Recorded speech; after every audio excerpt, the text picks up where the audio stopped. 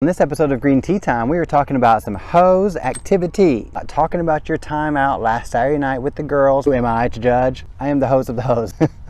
I was. I'm 32 now. There are a lot of guidelines when it comes to using your hose, but I'm going to give you my top 5. Number 1, keep things evenly moist. Spread the moisture evenly out instead of just watering in one spot. Number 2, this one should be easy for our top performing hose to water late in the evening, your favorite time, or early in the morning for cooled down soil. You have a better chance at reducing evaporation. Number 3, keep leaves dry to avoid diseases.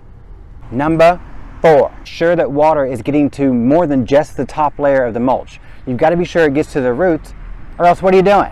Number 5, avoid watering so much that everything is overwhelmed. Calm it down, babe. If you suffocate the roots, everything will die. I wish you the best in all of your hose activity. I'm Tyler Banken. We'll see y'all next time on Green Tea Time.